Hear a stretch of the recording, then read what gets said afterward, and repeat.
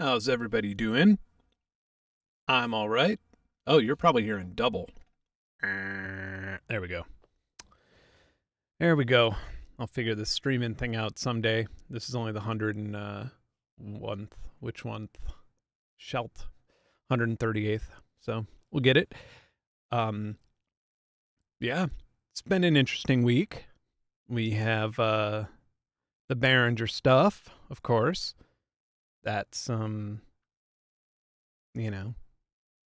can't really speak on it. I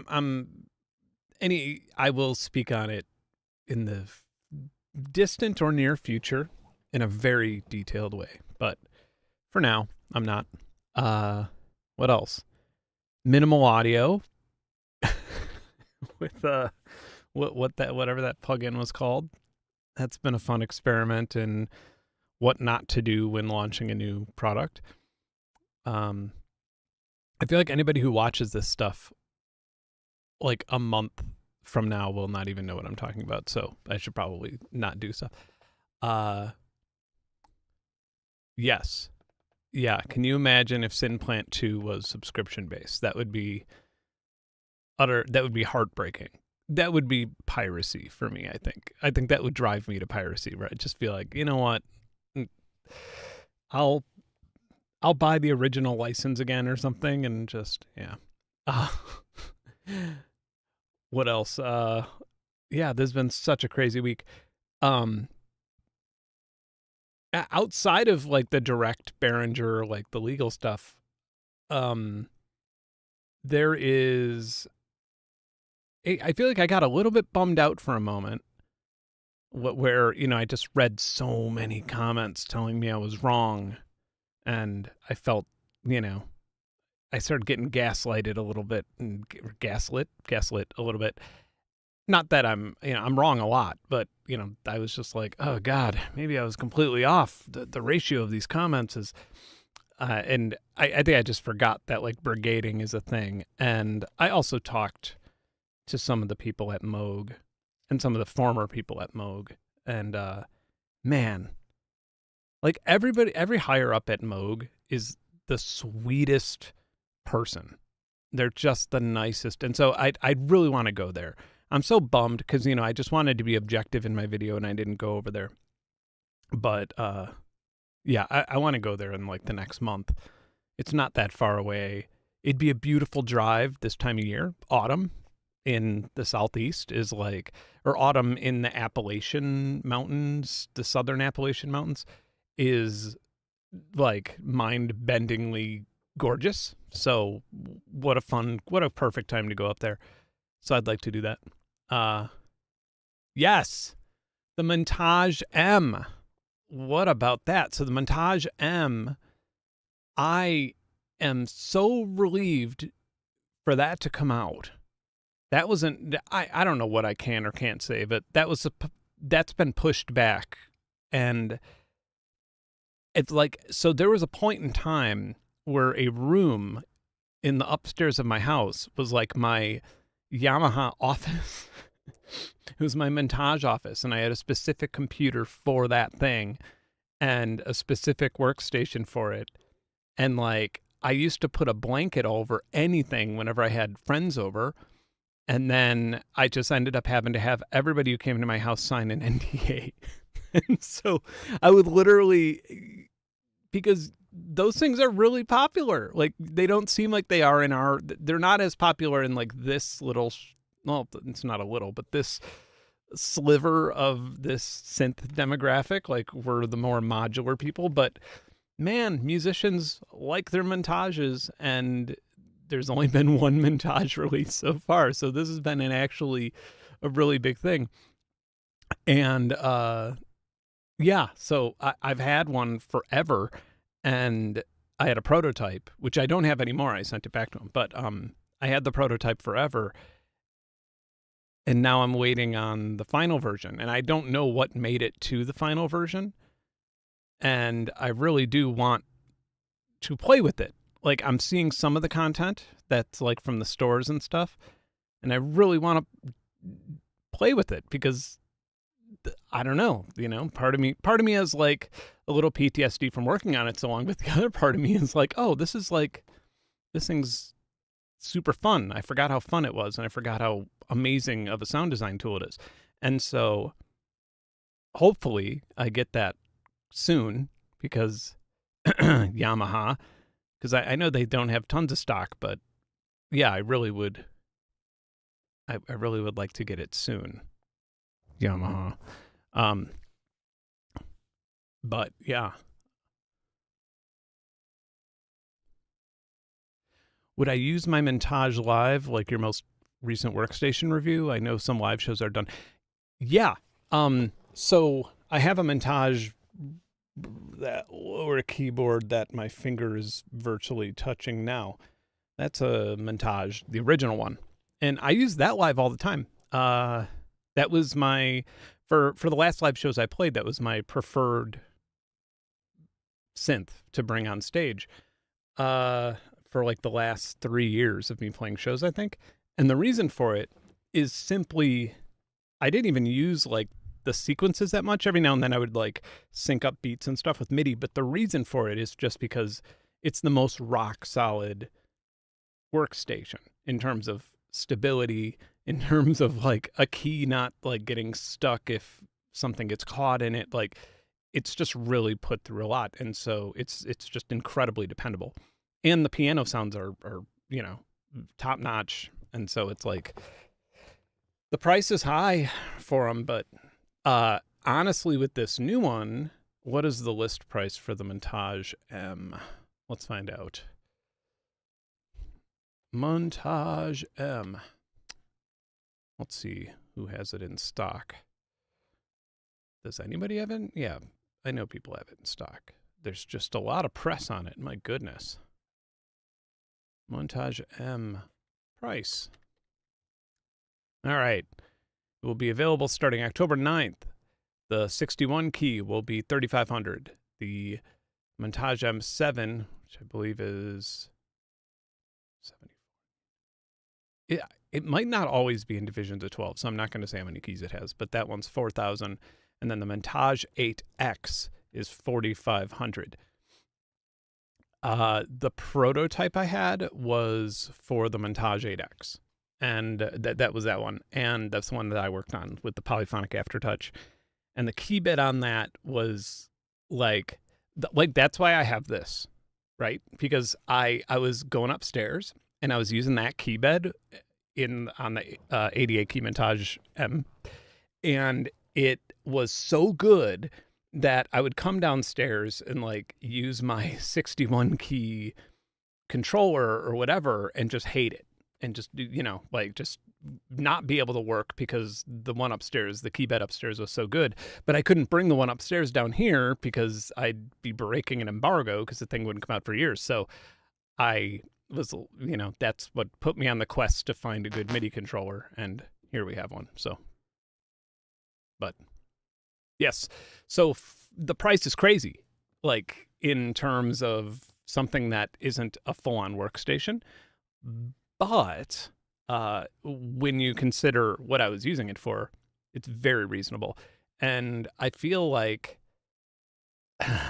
I feel I have not seen any press on it dive in to demonstrate its full power yet. And that's not at all a dig on the people who are making the videos or doing the press on it, because it's like getting a Windows computer or something for the first time ever, like if it's just handed to you. And there's so much. And so it's like, I could not make a 45-minute video covering the Montage M, covering everything, even covering like all of the like top things. Like it has to be a channel or something. Like it has to be, yeah, I mean, the manual and all that stuff like is good, but I feel like you just cannot really get to the bottom of everything in one video, in one like influencer style type thing. And so it's really hard to describe how good it is. But as soon as I get one here, I absolutely am going to do a stream with it at the very least, because I want to show you not only do I want to show you some of the presets I made and like how I made them, and like some of the presets took days to make, like straight up 12-hour days. And I also want to show you the machine learning algorithm on it to essentially make FM patches without having to program FM, which is like, I feel like it's a if there's any way that anything this month could make Synplant 2 not be as exciting as it should be, I'm doing it right now, and I feel like a shithead for doing it. I'm like, whoa, you got it. This montage is mind-blowing. Oh, let's check out this plugin. Synplant 2 is awesome. We're going to check that out in a moment. I'm going to go through this chat really quick and see if there's anything that I need to be responding to, any good questions.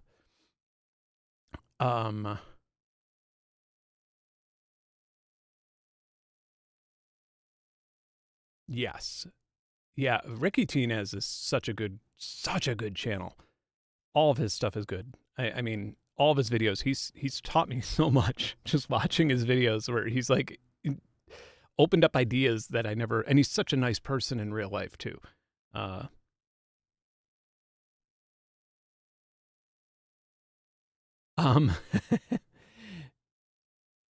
Yeah, I mean, I don't know if I want to make a bunch of Montage M videos, but yeah, I do have a lot of gear videos coming up. Like I've done, I basically, so the plan for this channel right now is some gear videos rather than hot takes, and some like music exploration stuff. And then while that's happening, while I'm doing that stuff, which, you know, is a little bit lighter and doesn't require as much craziness, while I'm doing that, I'm trying to get a budget to film a very awesome thing in January that will take, it'll be like a lot of on location shooting and stuff. It'll be almost like a documentary. And I've met with, I met with a production company that would have pitched it to a couple different streaming services. And I decided to do it here on YouTube, not on this channel, obviously, but on my main channel. And I've been like kind of, because the YouTube algorithm's really mean sometimes and straying away from anything, but I decided to do it here. And then if the algorithm doesn't like it, and if it doesn't get up in the hundreds of thousands of views, then I'll bring it to then I'll re-edit it and then license it to a streaming service. But I am footing the bill myself. I may get a sponsor that's probably not a music sponsor or anything like that, because it's not a music video. It's audio related, but it's not music. And so it is very scientific. And so I may get a sponsor just to help me get over that extra leg of financing it, because it's deep into the 5 figures, but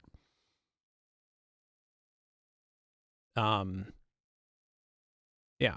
Anyway, so I love hearing good words for Ricky Tinez. He's awesome. I cannot wait to see him I'll probably see him at NAMM.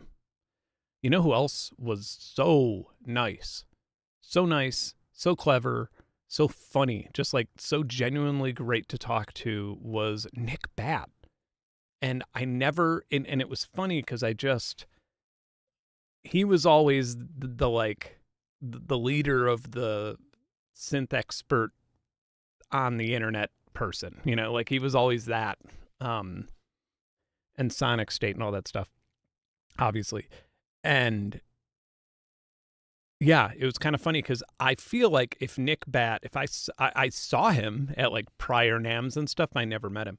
And I feel like seeing him, I would never approach him just because it's Nick Batt. Oh my God. I'm not, he's busy. He's doing stuff with, he's talking to synth companies and I met him. I think he came up behind me and like was just like shouted like Benn. And this was at NAMM, and it was right before I had a Q&A.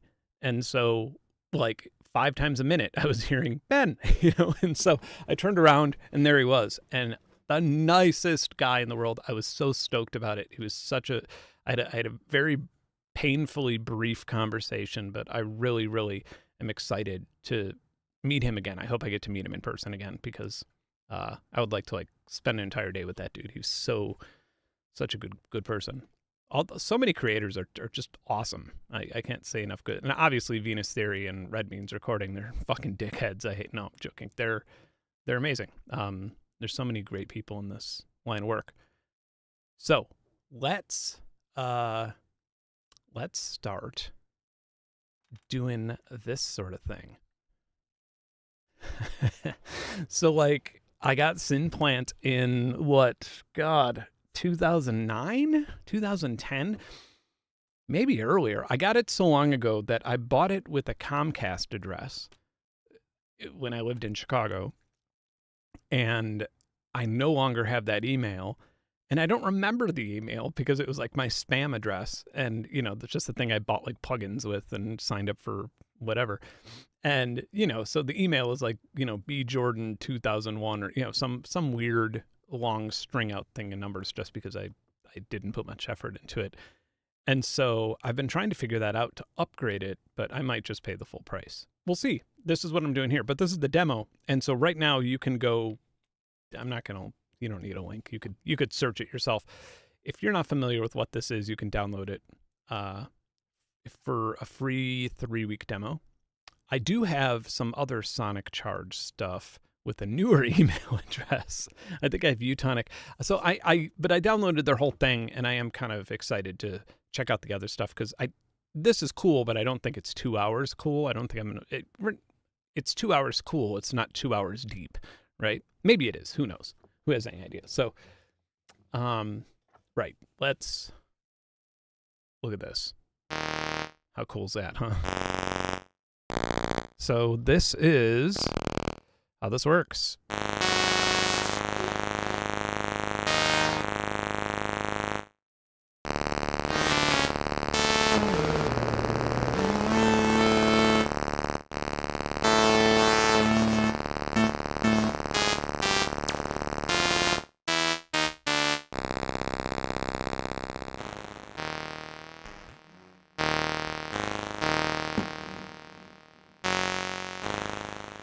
Right, and then growth is the wheel here. Right, okay.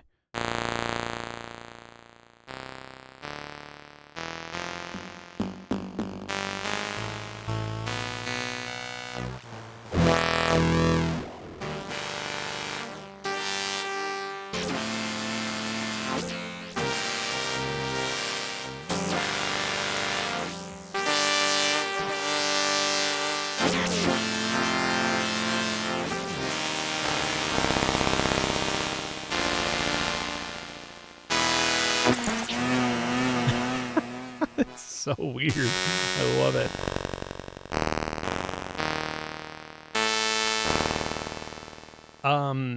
Now, as if that was not weird enough, we have our oscillators here.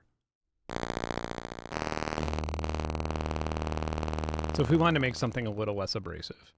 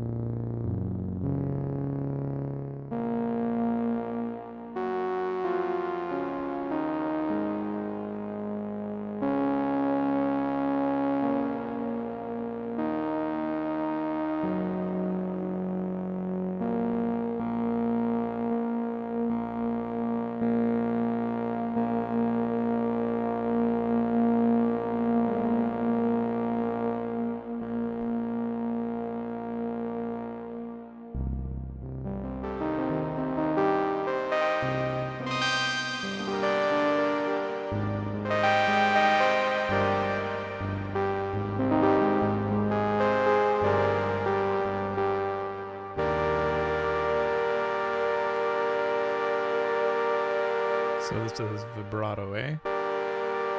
I'm acting like I know how to use this with any level of certainty. I do not. This is Been a long time since I've played with this, and I've waited till the stream to check it out. So, okay, we're gonna check that out later. But the gen patch stuff. So.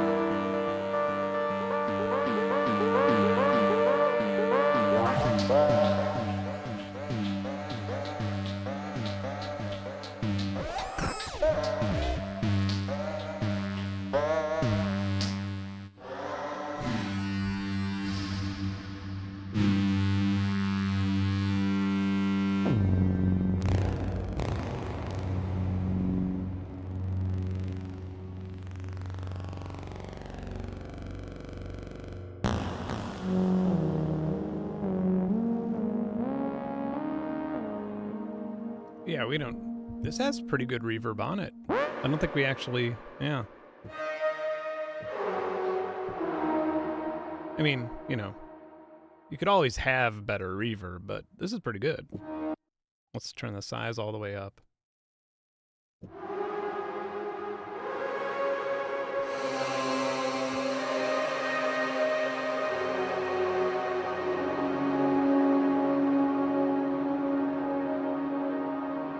I do not see a way to make it bigger, which probably isn't a bummer in session, but for stream it is. I do kind of want, yeah. But anyway, let's... These are all sort of the basic starting points.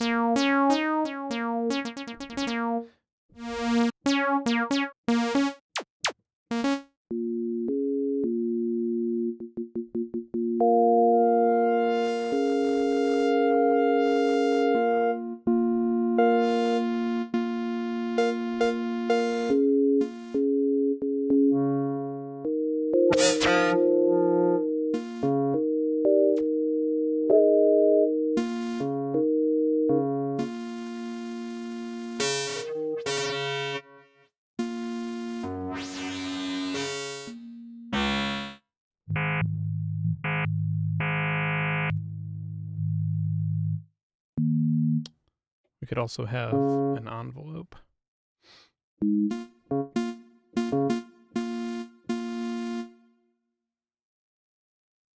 Oh, there it is.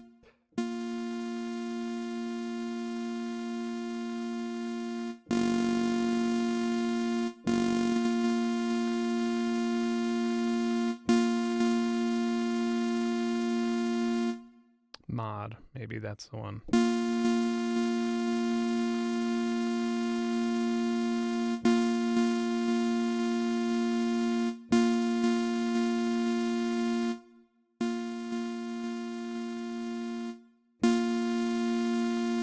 And then, is that envelope actually controlling?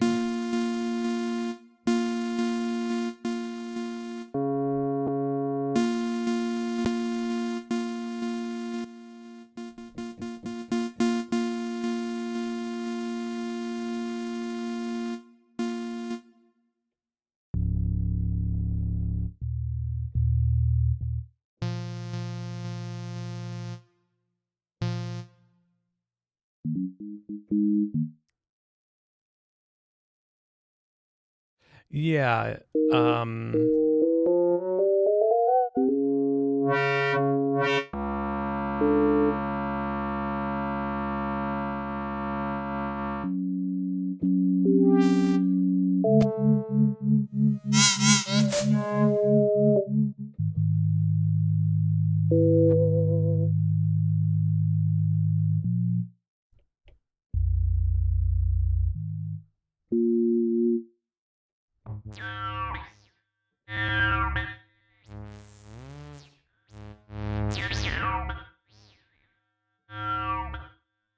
oh, a pancake button. Let's see. It's always funny when people are describing.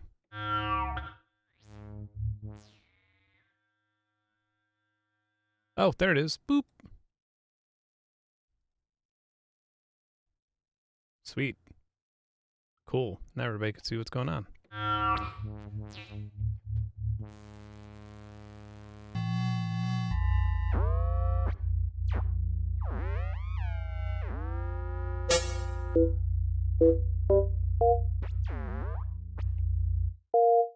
Yeah, I'm trying to.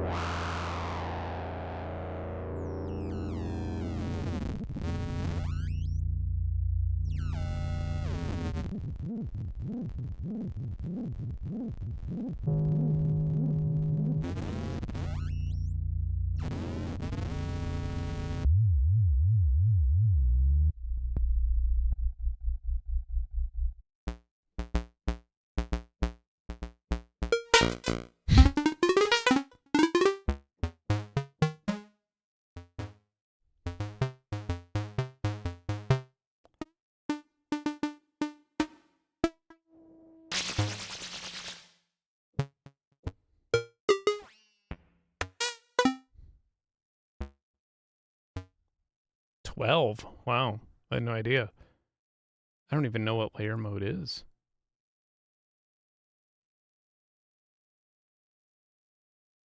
I know there is a sample to patch, which seems pretty crazy.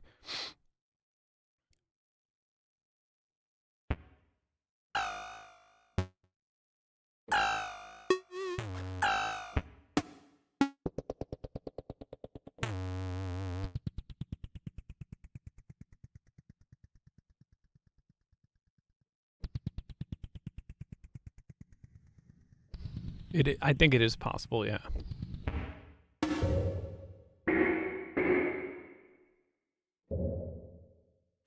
Kind of. Not like entirely new, but... Oh, I see. Okay, so you just write.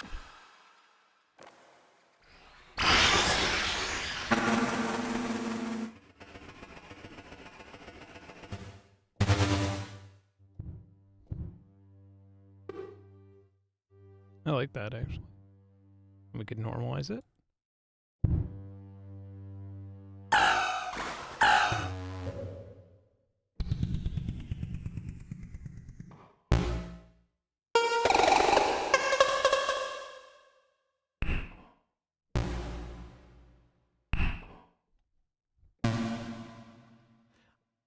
I do think that I kind of wish that this window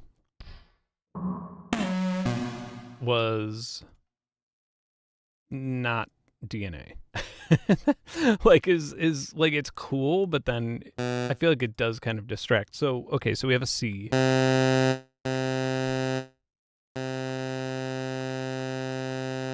Yeah. I kind of wish all of this was just sort of in front of me at once, because I have to.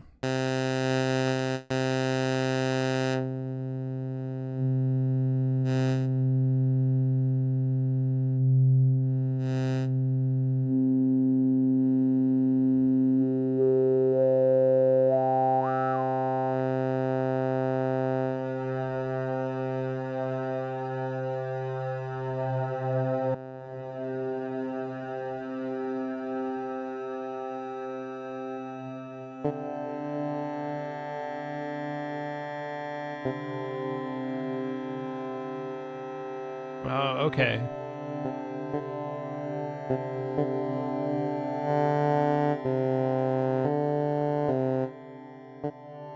So the branches, I believe the only thing that we could change per branch is 1.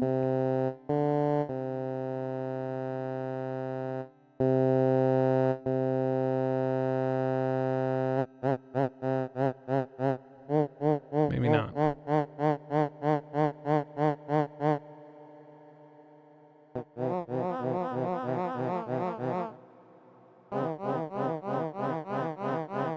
The center slider. Maybe not on this window? Oh, you mean this, yeah.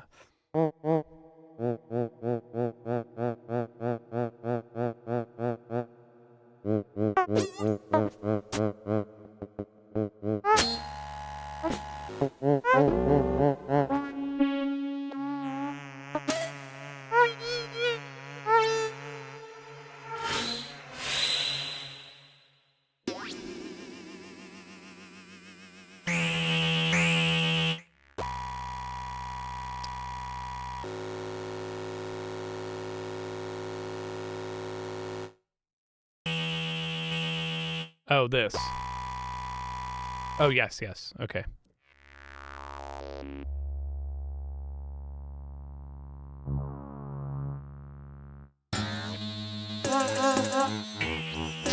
Maybe I'll just open a preset. That might make a little bit more sense. Let's see. Pads. You know what? I like plucks.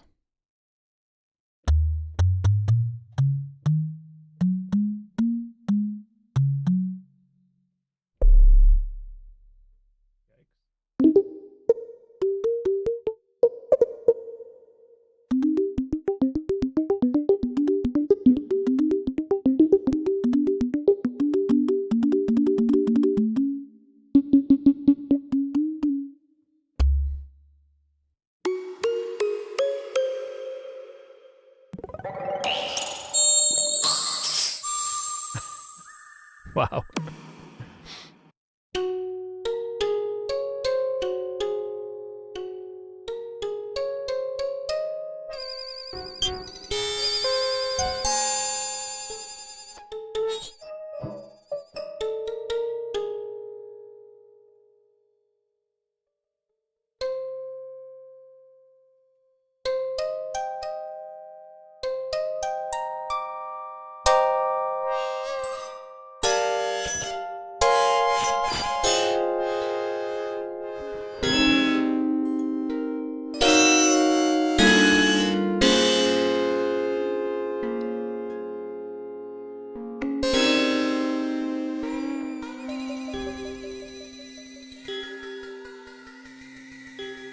Wow.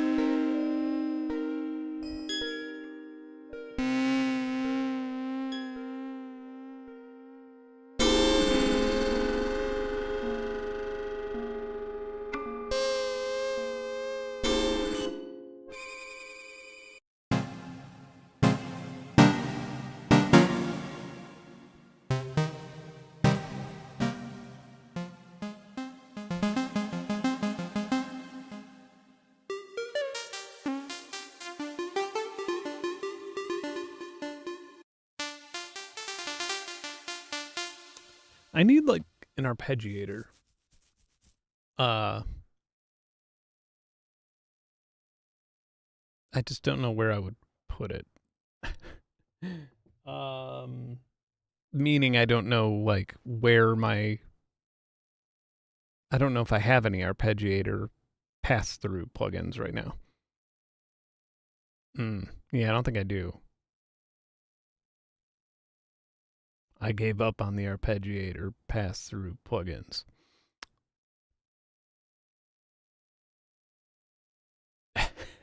Yes. I know.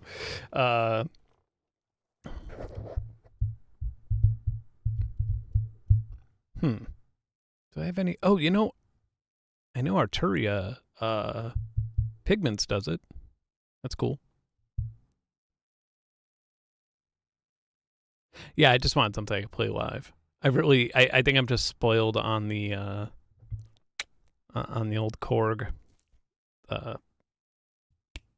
arranger. Okay, so I do know we can do this. And I do know that I always look for the initial patch and don't find it in Pigments. I always forget where it is. Like a pleb. Come on. Come on, bro.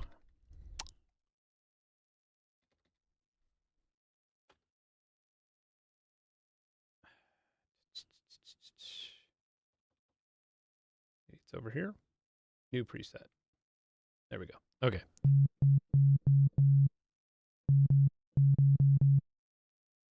We will output to 4. Synplant. I know. Come into 4.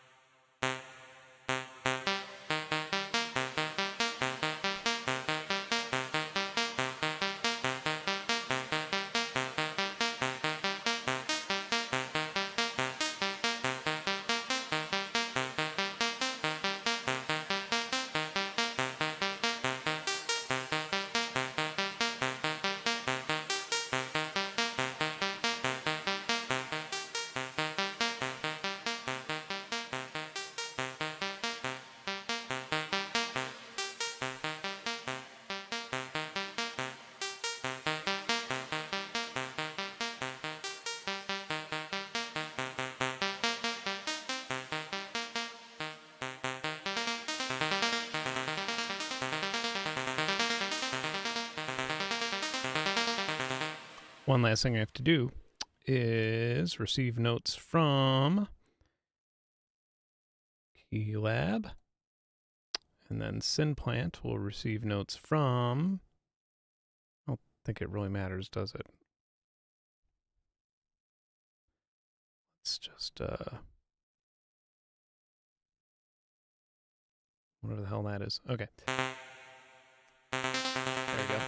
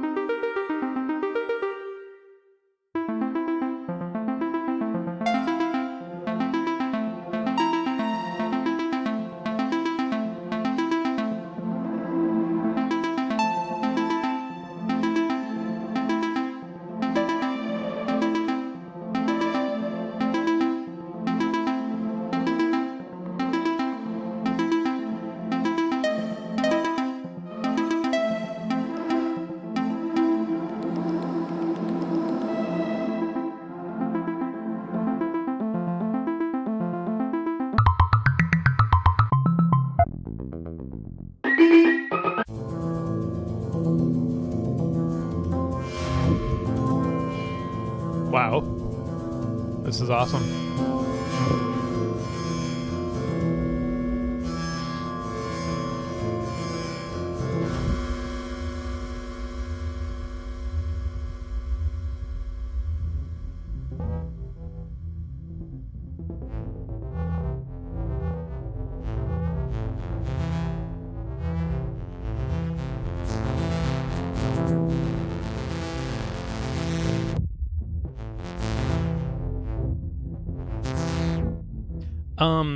What do I love and what do I hate?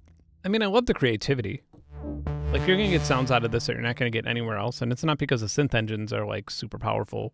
I mean, they are, but that's not the reason. It's because you could change so many parameters so quickly. So I really love that. It's obviously not, like, the thing is if you want to dive in and, like, make a sound from scratch and actually customize the sound for your music, this is probably not the best plugin. I don't hate it for that reason, but I wouldn't, if I had a sound in mind, I would not open this up and be like, all right, let's get that sound I have in mind. This is more of like an exploratory, oh, I have an idea, let's get that idea going. Not the biggest fan of this. I love the design. Don't get me wrong. Like, it looks like a old medical paper or old medical book. Kind of has that vibe to it. But again, if you're sculpting sounds, it's not the most intuitive. Yeah. Like, I kind of just want to see this stuff, right? But you don't get a plugin like this so that I haven't tried this yet. I am curious. I am assuming that what it does is uses additive synth. It's resynthesizing it. So we'll check that out in a moment.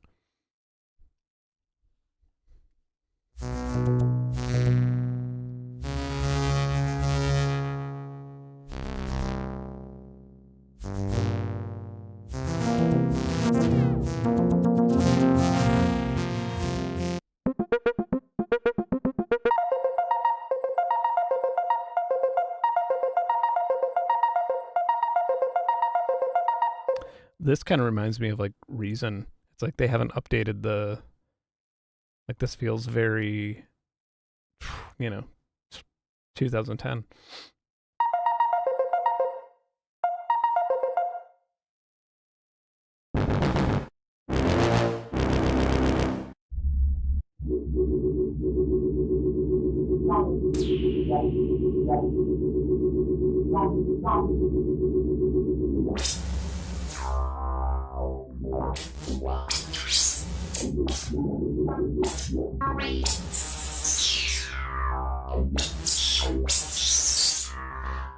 Yeah, it's using ML to tweak the existing parameters of Synplant. That's what Resynthesis is, essentially.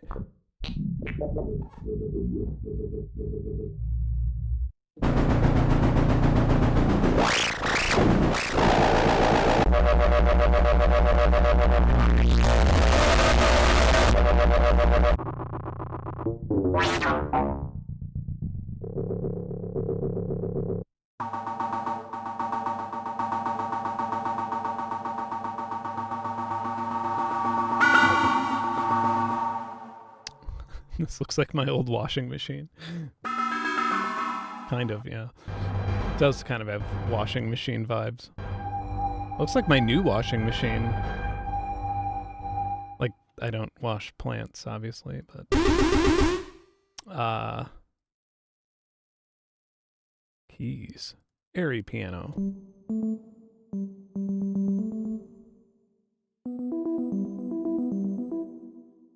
That someone who said that's my mother.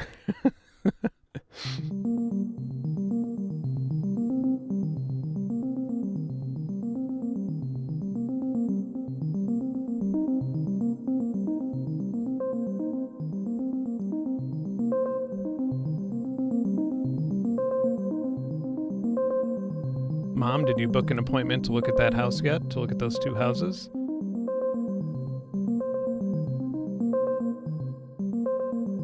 I'm staying on her.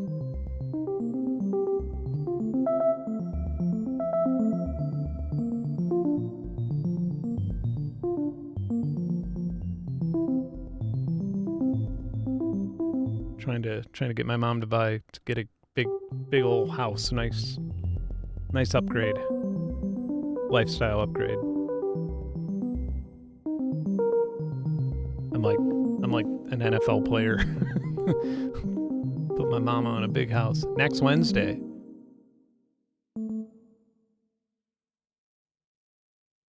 Mom, isn't that when you're going to be here next Wednesday? Are you going to be here at my house? Well, I'm in Nashville.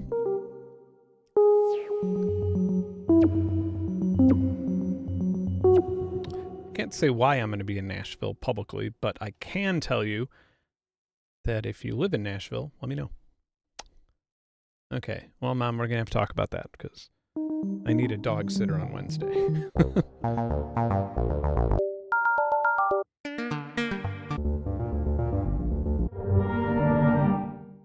She can have my house. I'll take that plot twist any day. Take it.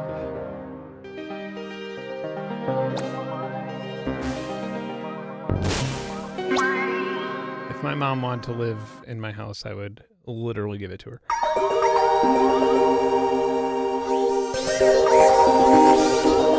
Now, that I'm not complaining about my house.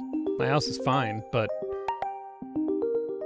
it's just that my mother needs very particular things with the house. She's very picky about things like this. And so if she was like, Ben, I love your house, I'd be like, you know what, Mom? Take it. You're going to be babysitting Lucy in it as payment. Yeah, this is really beautiful.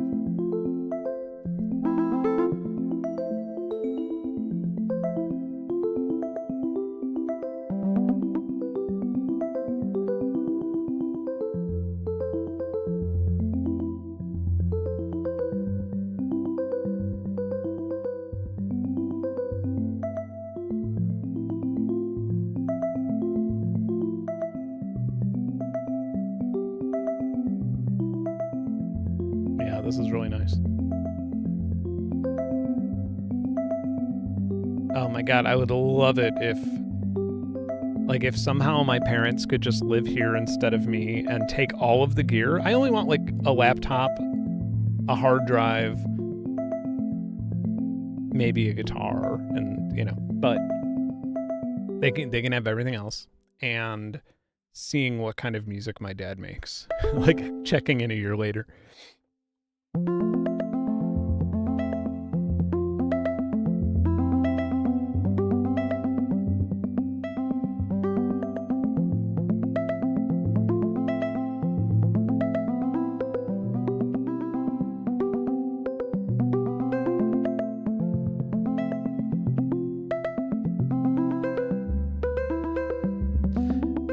MP says, I'm surprised nobody's combined the van life thing with a mobile recording studio. It's a YouTube content goldmine waiting to happen. You know what? I would, it's kind of funny. I just was talking to somebody who I may hire for that video project in January. And I just got on this. I said something like, I think I texted it. I didn't say it out loud, but I said something along the lines of, I wish I could have a car that I could sleep in. Like that would make everything so much easier for this type of, for this type of thing. Like I would just love to have a car that I could like take a nap in, because I don't sleep that much anyway. And in so many ways, driving across the country, a lot of times, if I take like a really long trip, I have to go out of my way to get to a hotel, and then you have to like carry all your bags in. You have to wait for the check-in. You have to set up all the charging stuff. And I was like, yeah, honestly, I do wish that I could do that. And now I'm looking at like a Kia Carnival and looking at the square footage of cars, and like, because I do have, I have an SUV that's like not big enough for that, but it does have a ton of positive equity on it. And I'm like, should I just trade this thing in and get a Kia Carnival? Those things are sick. All black tinted windows. That way, like, people that are driving by me, they'll be like, that dude either has 4 kids in the back watching Toy Story, or there's like 12 cartel members back there with machine guns. Like, that's the kind of vibe I need. But yeah, but I've also, like, years ago, I looked up, like, I think it was before I was going to move here. I was like, well, I should just get an RV. Like, how awesome would it be to go to, like, national parks and stay there for a while, stay for like a month and write albums. This is before, I had this luxurious career as a YouTuber, and I was just a lowly professional musician at the time. But I thought to myself, like, and then touring, that fits into it really well. I could bring the cost down for how much I play shows for. And really the one thing that stopped me more than anything else, like, electricity is an issue. You have to, like, pay for power hookup, and essentially it is kind of like paying for a hotel and dealing with that, because you have to pay for all that stuff. But the number one thing that stopped me was poo.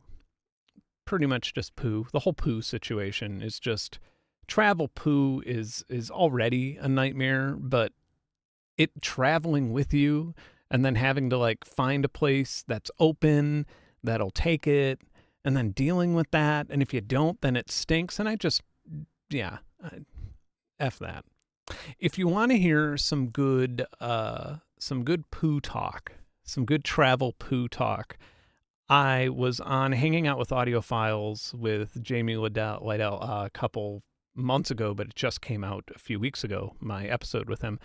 And it's funny because I totally forgot. When I'm talking to Jamie, we will, like, lose our voice talking. And so it was, even before the pod, I think we talked so long before the podcast, we're like, oh God, no, I guess it's the podcast. So, I totally forgot what we were talking about that day. And we had so the podcast starts and we're just talking about poo, on tour buses and, like, all the rules with tour bus pooing and stuff like that. And it's very interesting because you can't really, when I tell, like, the average person about, when I talk about pooing on a tour bus and the poo politics of tour buses, they don't know what you're talking about. But Jamie immediately was like, oh yeah, and so it was this very natural flowing conversation about that. And it's really great. You should listen to it. It's not gross. I don't think we ever describe anything poo-ish, but it's just about doing number 2. So you can't do it on a tour bus. Unless you're Britney Spears level of fame. Like, if you're Miley Cyrus, then Dave Matthews, for example, I'm sure a couple people here know that he can poo on his tour bus.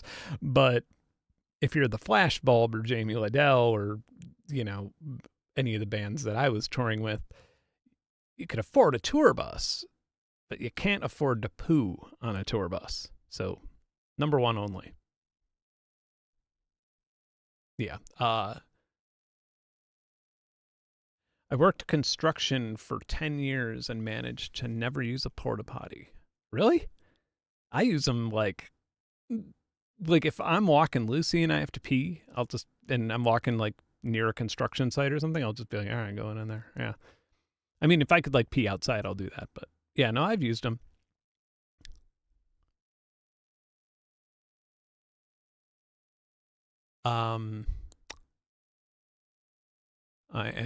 There was a good question back there.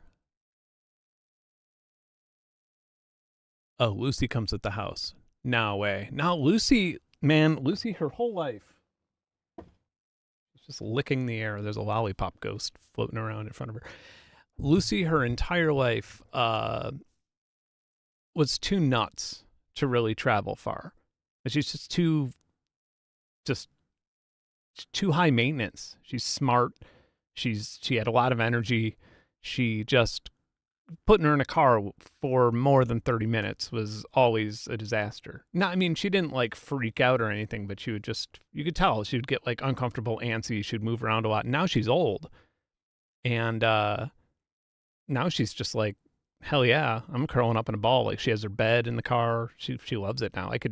Last year, for the last show I played, we went out to kind of middle of nowhere, Texas, but it was east of Austin, west of us, somewhere like within an hour of Austin. And yeah, she came with. She was fine. She loved it. So Lucy's all van life now.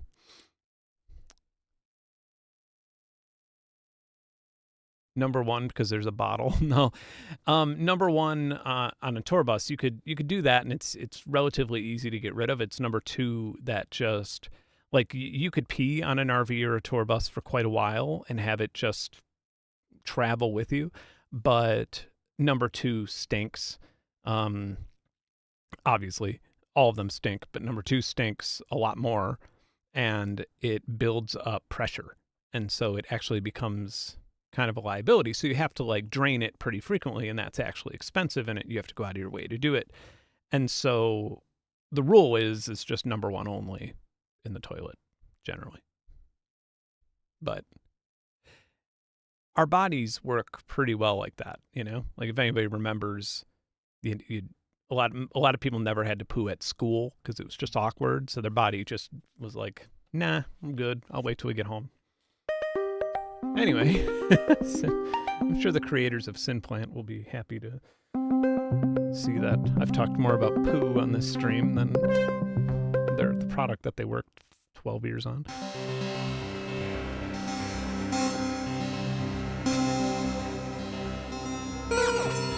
But hey, this is the stuff you won't hear on other YouTube channels.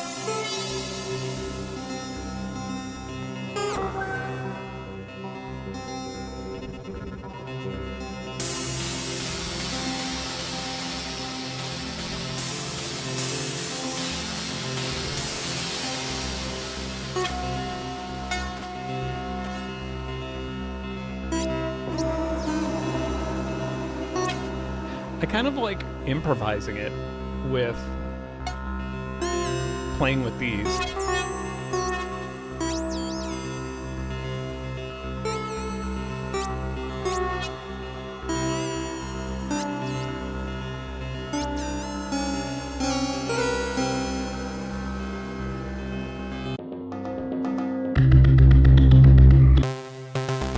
All right, let's hear the pads, and then I really want to check out the Resynthesis stuff.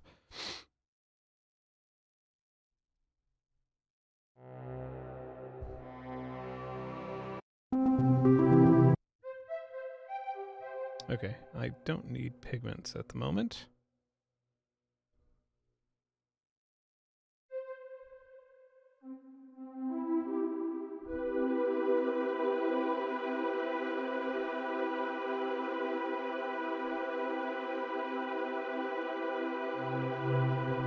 The demo is 3 weeks. Yeah.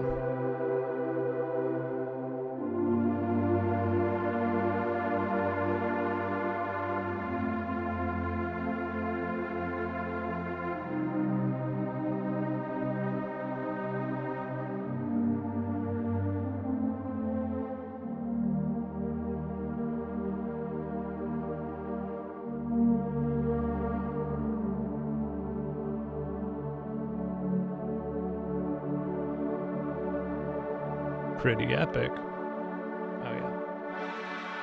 I mean, that's pretty standard actually.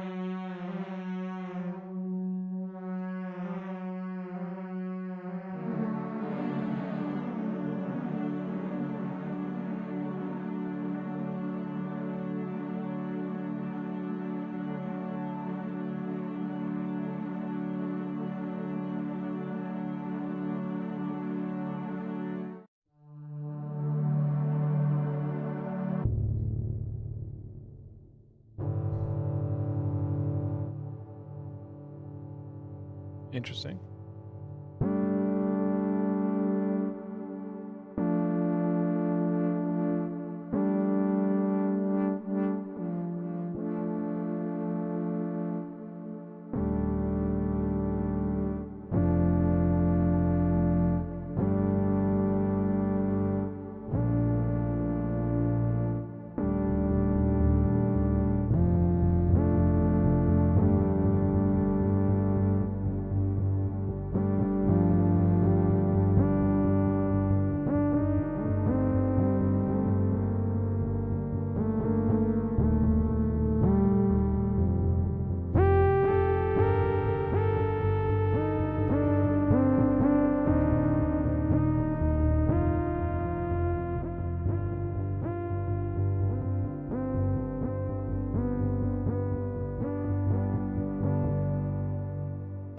How cool would it be to have a VJ?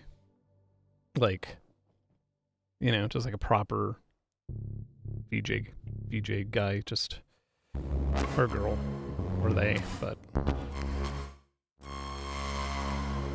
that'd be cool. To just have like somebody with a ton of archival footage, and I'm just like, all right, I'm gonna play Patch. You make some cool stuff to it.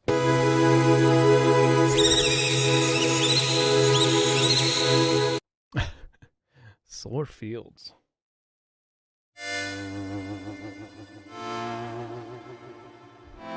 They have quite the lineup of makers, of patch makers.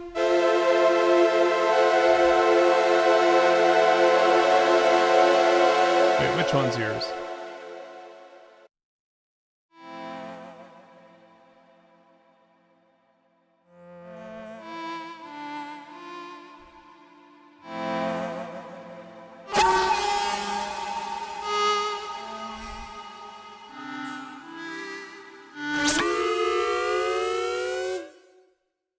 Good Lord.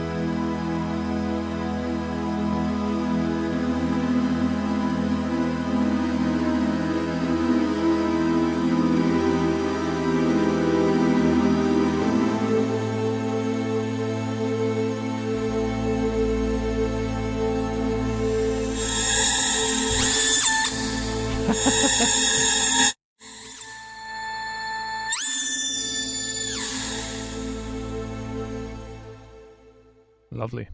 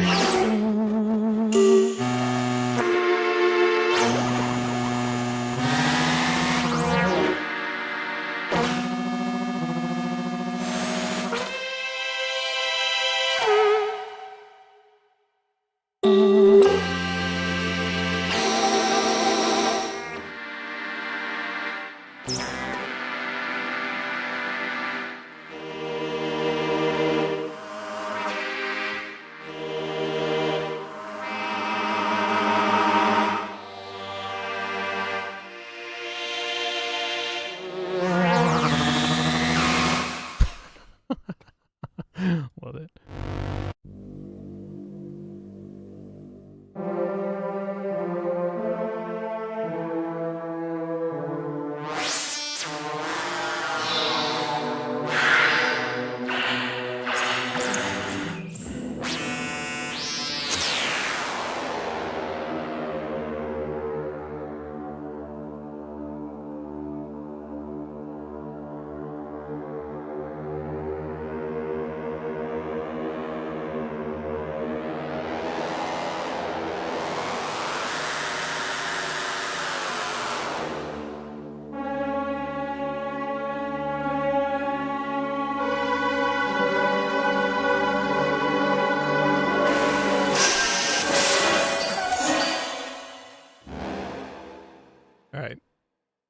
Let's whew.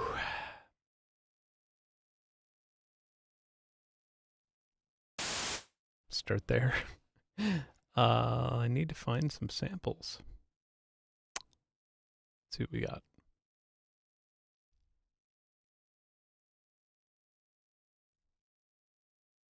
Stuff I could drag and drop.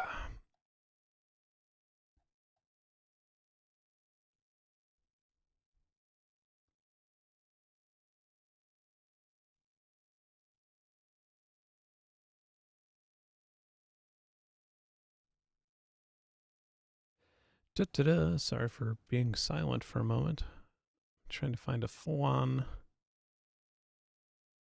kit of just sounds. Oh, you know what would be actually fun to use Soundly for this? That would be fun. Let's use Wolf. I don't want to dox my email here. Not that it's private, but Bark.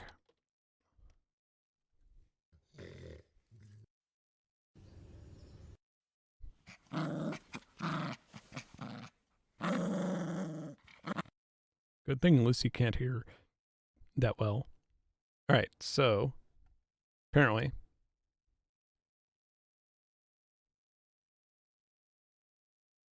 we can load a reference. We could. Does that work? No, we gotta do it this way. I'm always so paranoid about opening up folders on a stream just because I have to sign these NDAs and I do not want to get. Wow. Oh, that literally opened a folder that would have violated an NDA. My goodness. I am a lucky person. But you know what I do have is stuff from Canopy. Some like initial sample stuff. So I think. Huh, maybe. Some of it's raw, just raw files that haven't been cut on this end. We all did a lot of work. I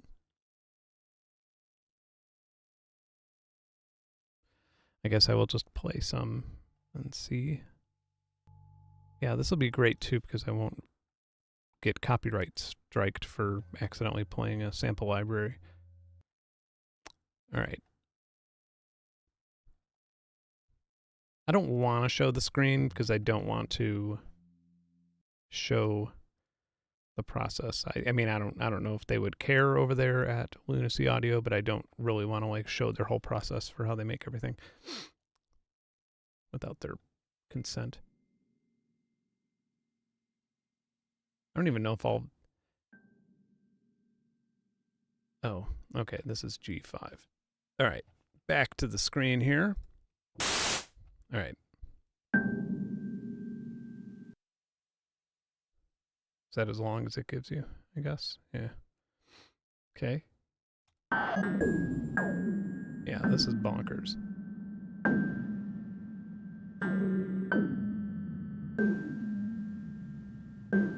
Yes, Old Town School folk music. I have, yeah. I did a jazz thing there ages ago. Thought about doing a Q&A there with Venus Siri and Red Means recording around KnobCon, but it never worked out.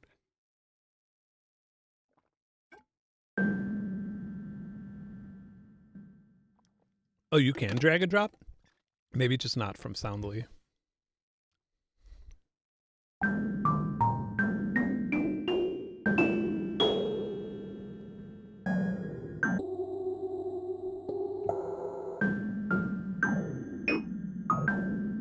Yeah, this is just weird.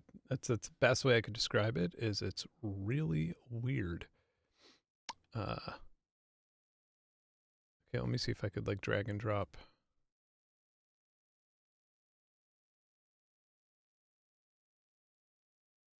One shots. Guitar one shots. Okay, I don't even know what this is from, but ooh, a chord. Beautiful.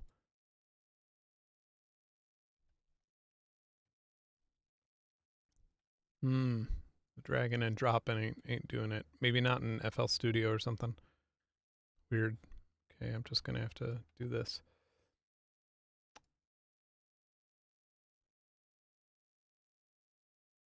Let's see.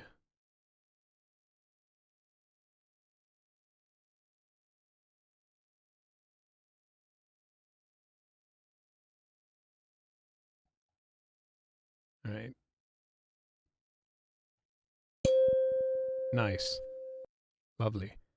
Could we actually get the full pluck there, I wonder?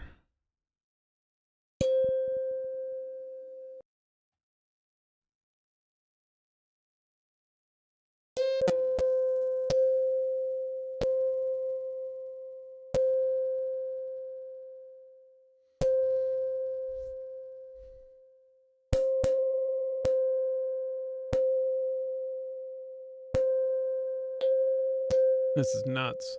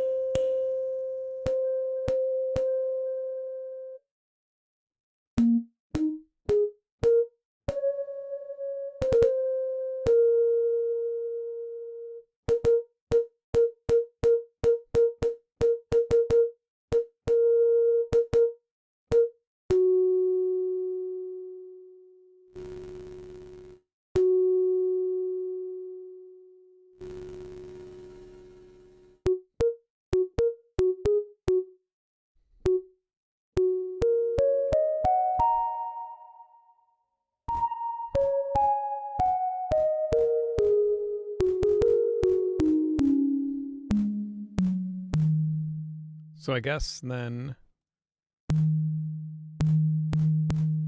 Why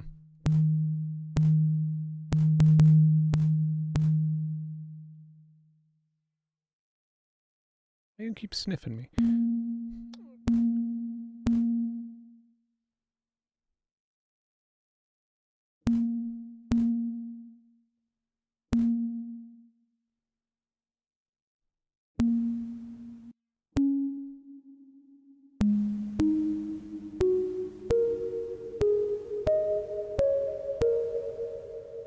No, it's not monophonic.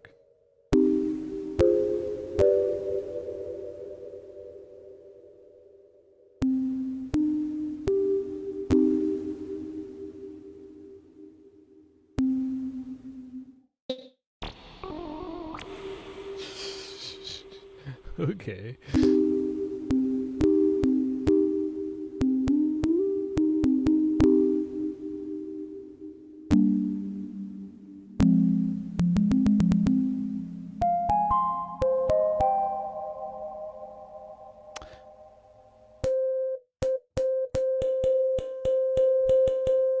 Will this bring that one into here? Yeah.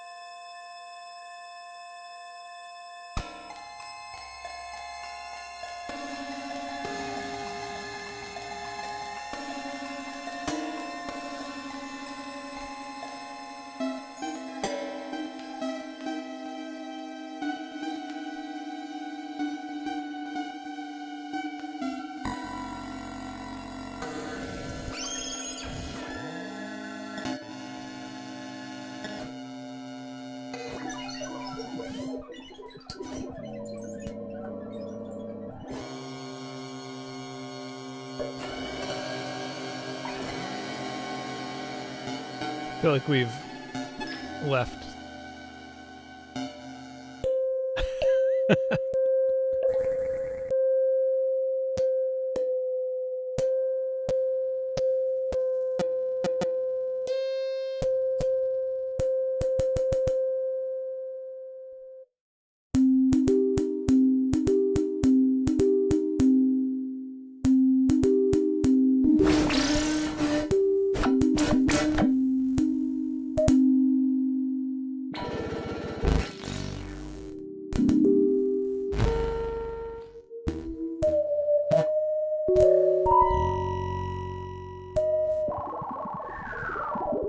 I really want to like, okay, so I guess if we do this, and then we're like, okay, this is good, then it'll just sprout from there, and that'll be our new starting point.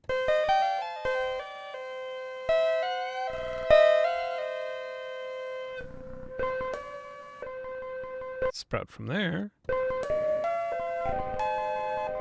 That's really cool.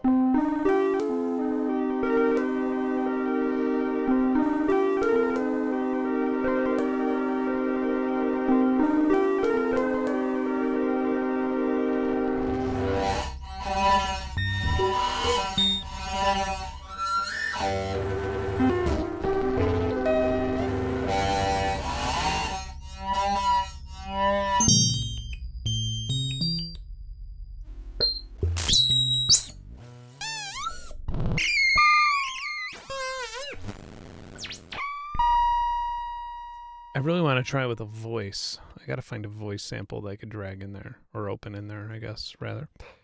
Huh.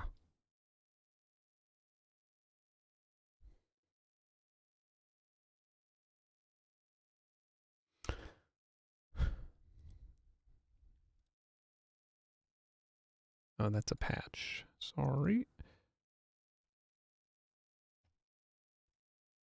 Let me quickly go through my immense sound library here. Let's see. I bet I have some vocal samples that are just like weird one-shots. I'm sure I do.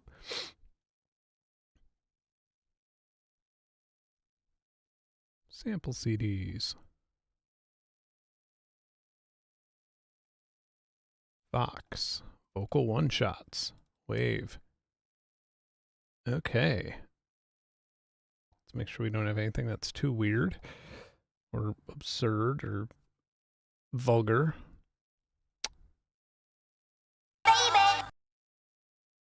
Oh, come on, Doc, give me a break. If you do, I'll take some shots of your kids. All right.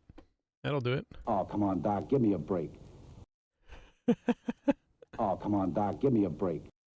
Oh, come on, Doc, give me a break. This is so weird. I am excited to see what this fucking does.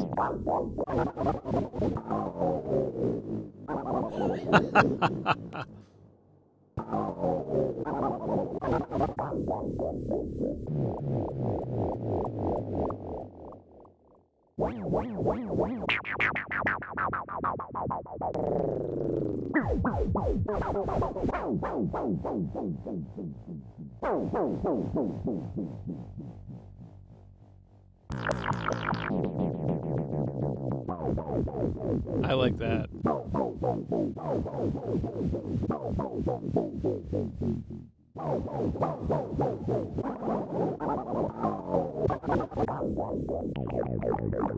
This is just bonkers. All right, let's go with that for now.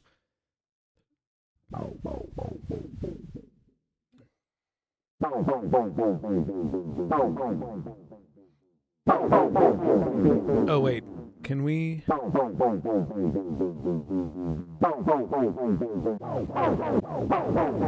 We might have to redo it with this in mind. Regen.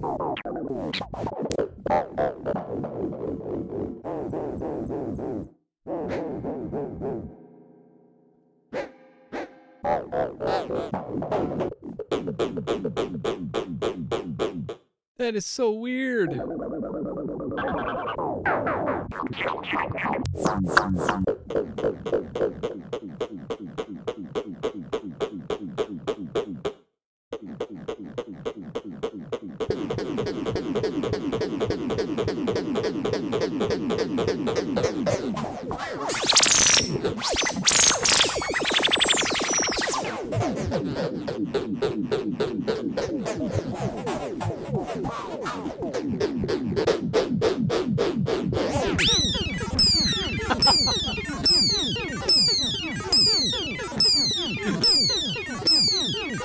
The fuck is happening?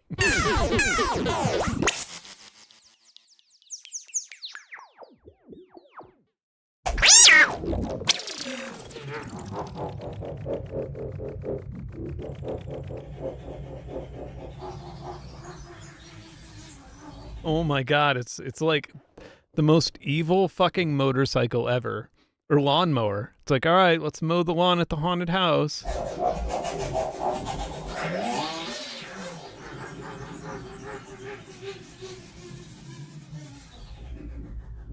Oh, the damn thing won't turn on.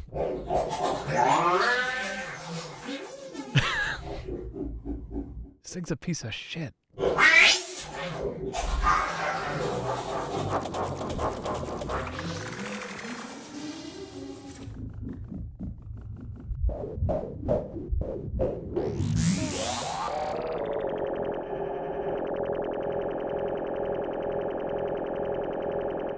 I think that means it's peaking, probably, when it turns red, I'm assuming. Yeah, I probably can isolate just one of these voices.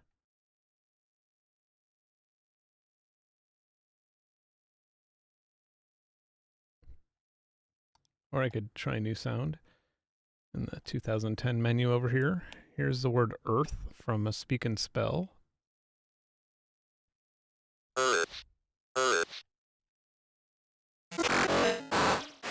Ooh, this is fun.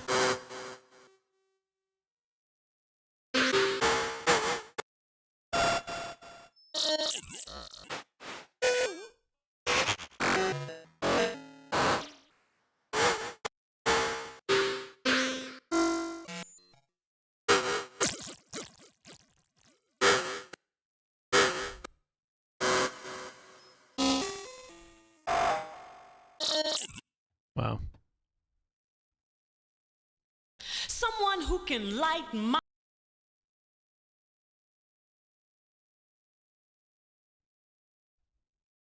fire, my fire, fire.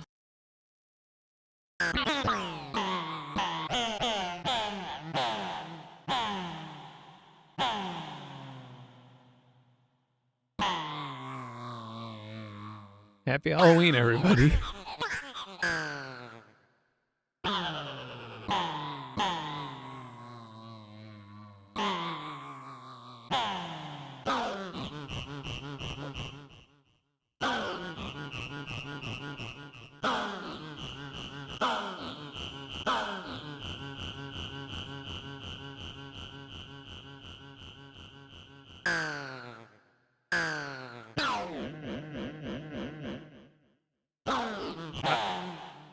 I don't even know. I don't even know which to choose. It's so crazy.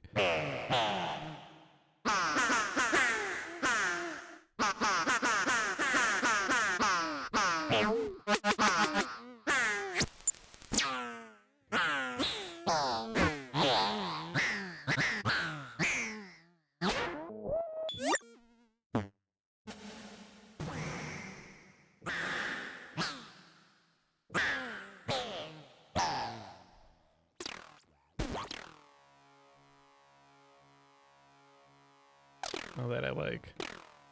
You've created a nice oscillator.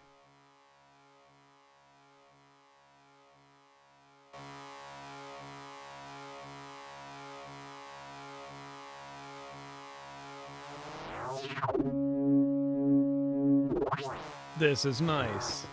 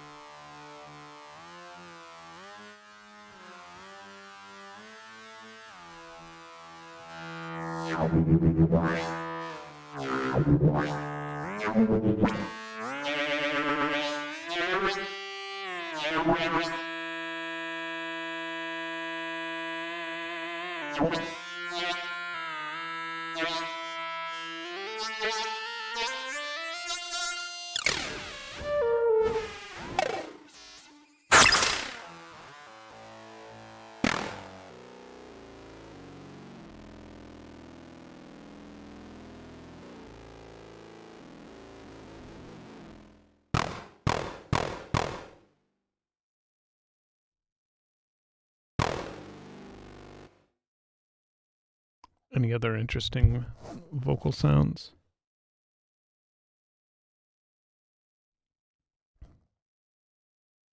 Annihilating rhythm. We gotta do it. We gotta.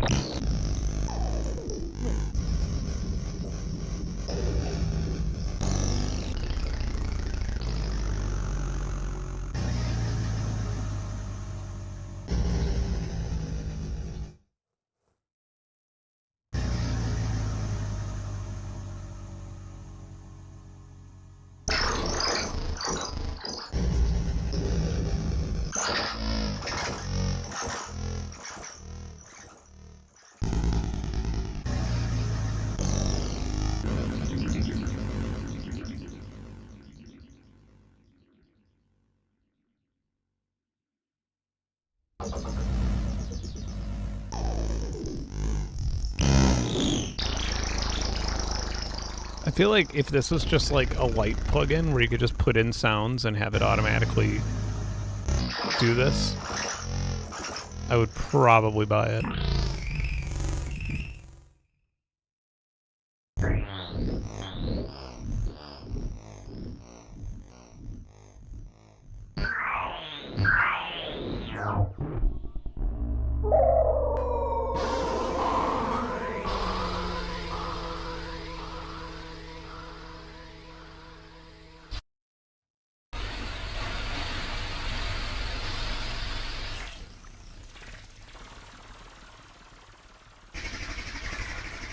Yeah, I feel like the only thing you could put in here that wouldn't turn into a fart would be a fart.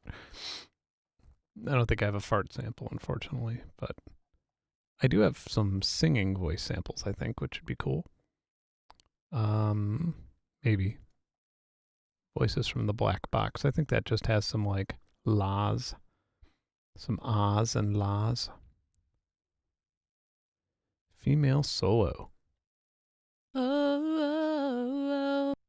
Hmm.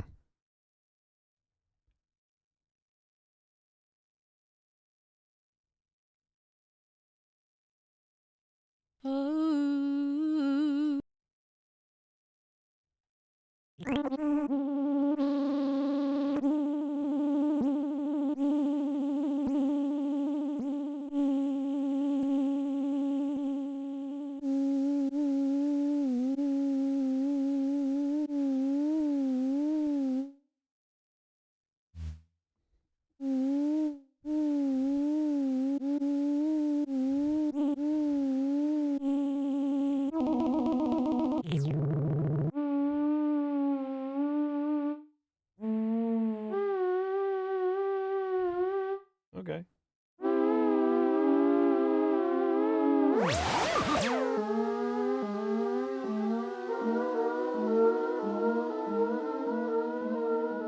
A lot of dogs. Yeah, sad dogs. Just dog alarm.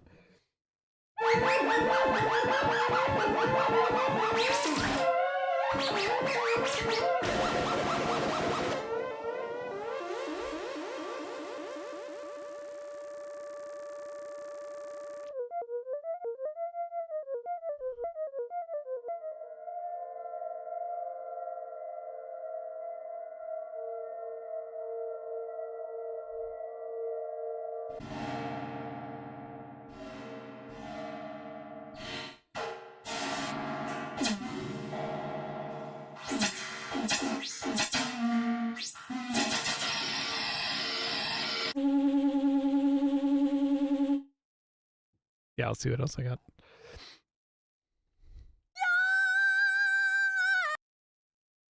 Okay.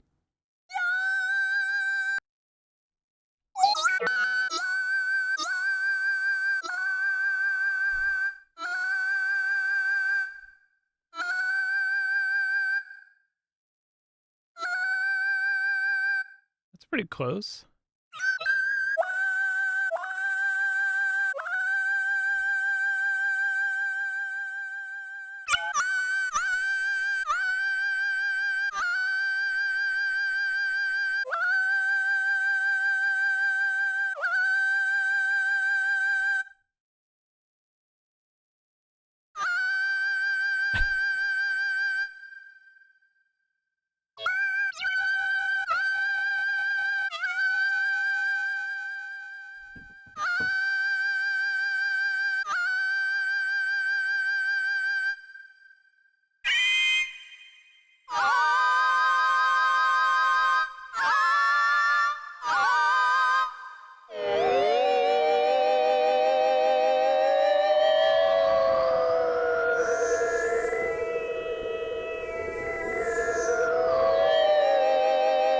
Yeah,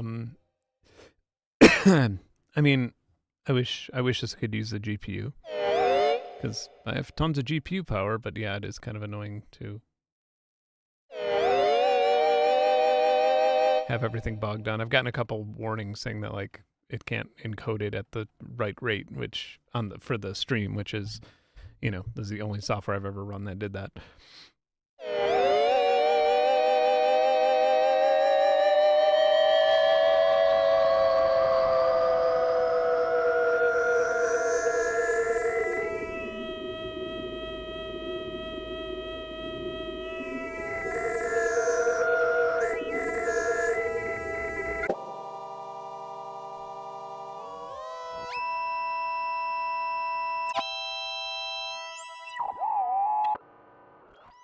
Yeah, there is nothing like this, obviously. The closest thing I could think of is Synplant 1, but...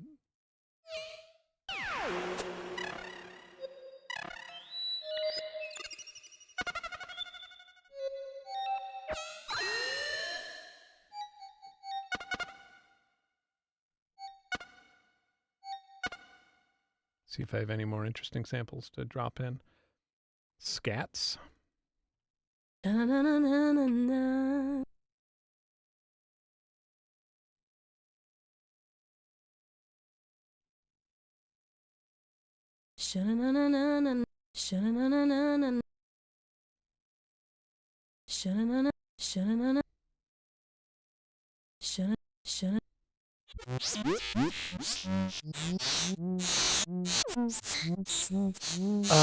this is all CPU for sure.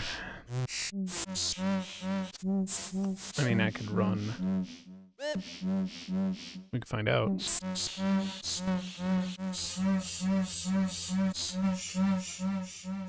Yeah. It's all CPU.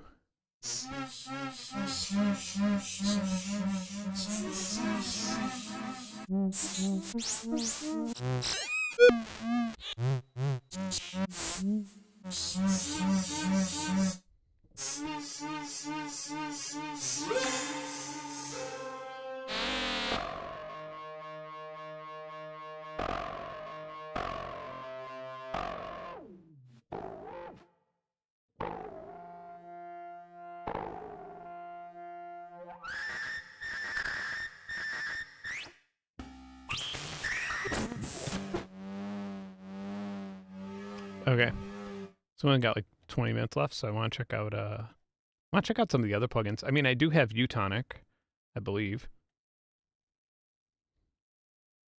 No, that's Toxic Biohazard. Somewhere in here I have Utonic. Microtonic, of course.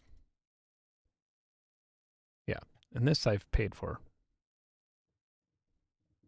Or I've paid for and remembered my email address.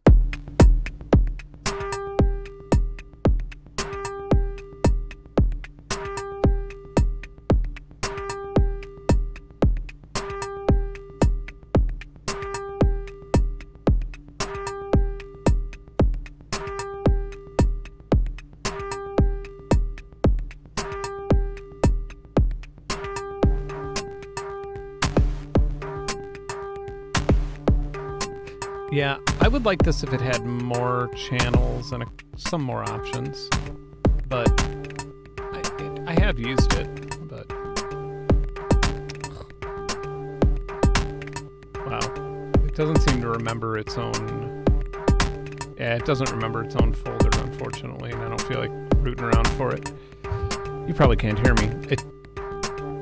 It doesn't remember its own folder, and I probably don't feel like rooting around for it. So let's just try the effects stuff instead. Now I know that it has, oh, what is it called?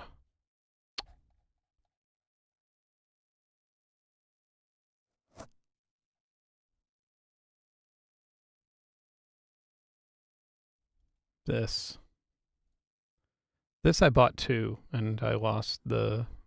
Welcome to Permuted. You have 3 weeks of demo time left. Fuck's sake. I already paid for this. I just don't remember it. All right. Maybe a drum loops in order for this. Drum breaks.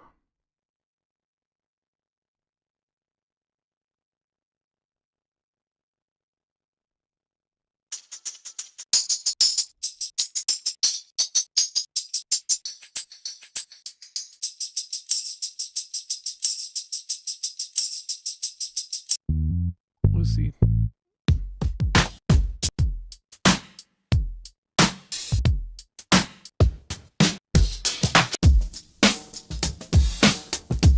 That'll do.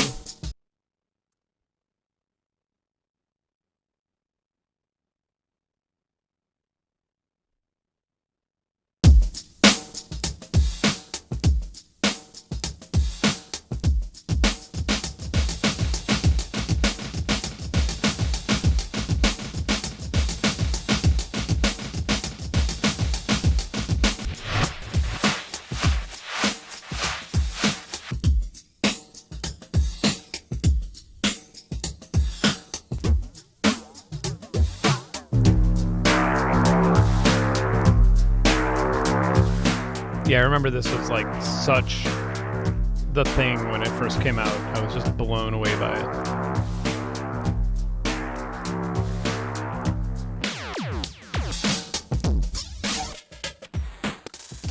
And then it has different firmwares.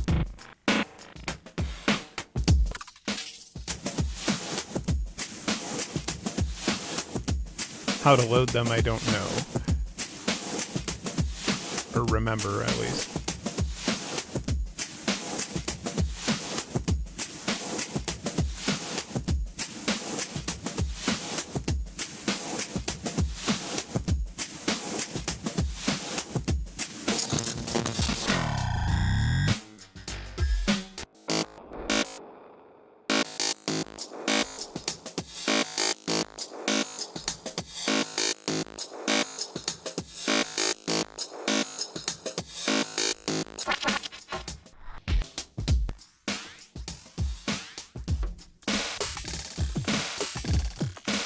Yeah, I'm trying to remember how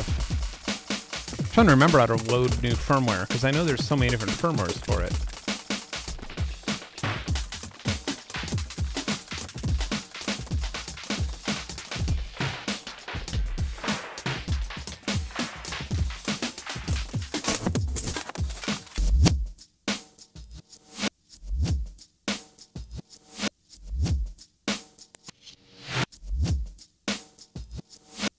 No idea.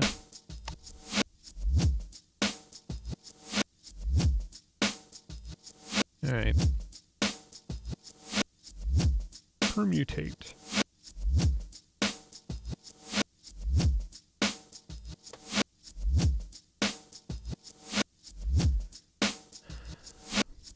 Simply load a special type of permute bank file into the plugin and it will automatically activate. So what does that even mean?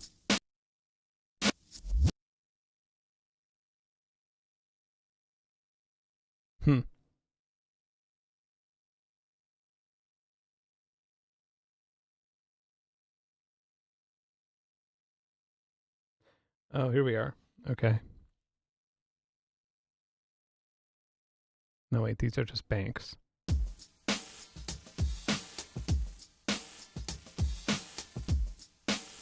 I feel like that was the coolest thing too about it, was the firmwares, but maybe I have to download them separately. Yeah, I remember there was a beat mangling one.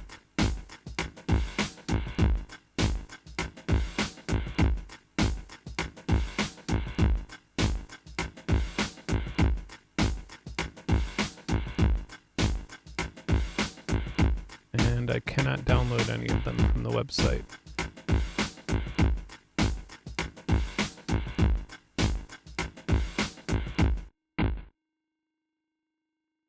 With version 1. Oh, you need to register it in order to download the firmwares. Okay, well, I guess we can't check that out, so it's a bummer. I don't know why they would. It's like literally 90% of the plugin is in the other firmwares. So watch some other channel that already. Well, it's funny because I already paid for them, but, you know, again, Comcast email address from 10 years ago. You tend to not remember.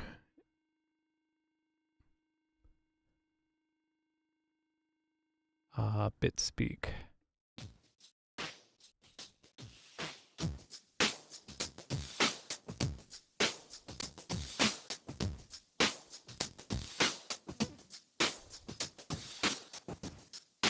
Yeah, I don't think this one ever really reached out to me as amazing.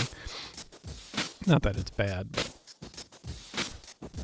I feel like you can only play with so many different degrading, I guess, degrader plugins, lo-fi plugins before you've seen them all.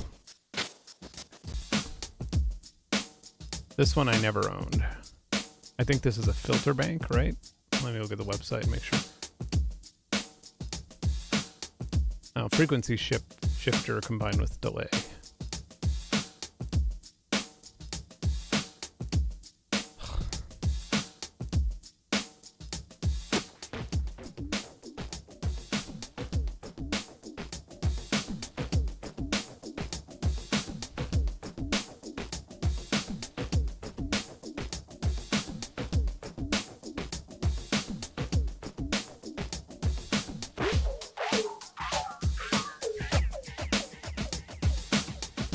Pretty cool.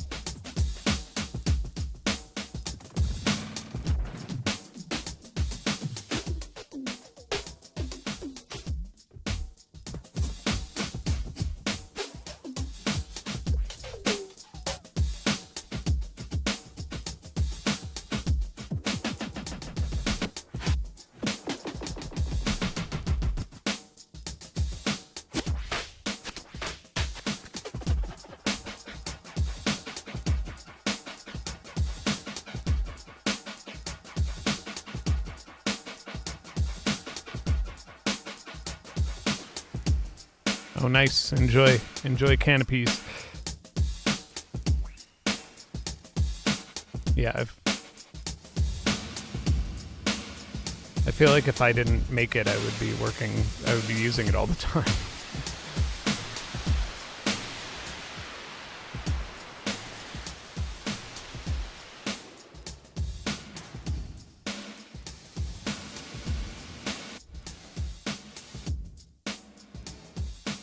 This is a good gate.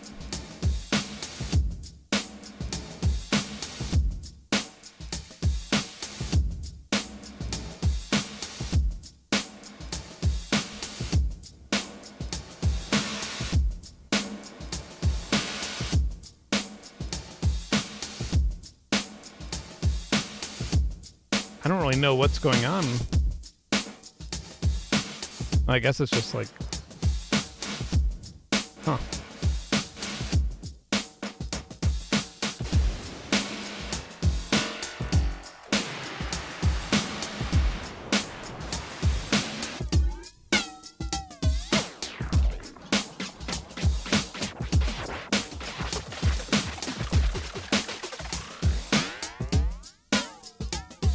Interesting. So it just like diffuses the delay itself like this.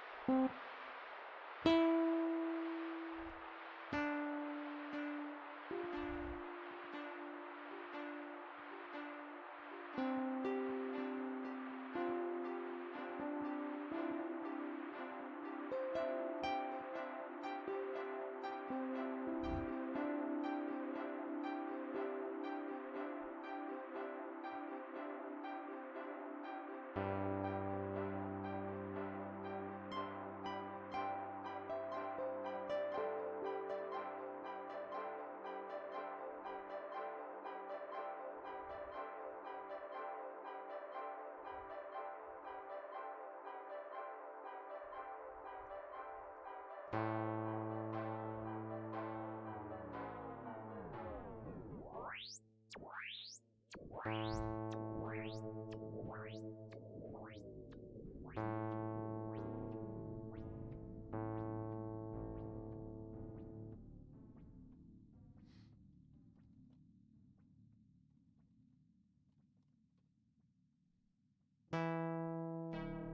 wrote a note for something I'm working on with my video. This gave me an idea.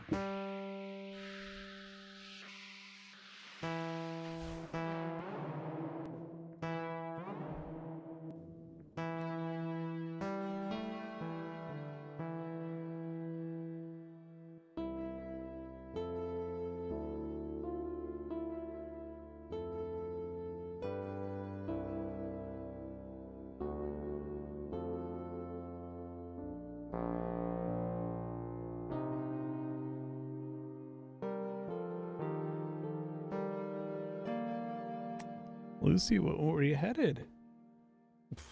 Here, do you want to talk to everybody?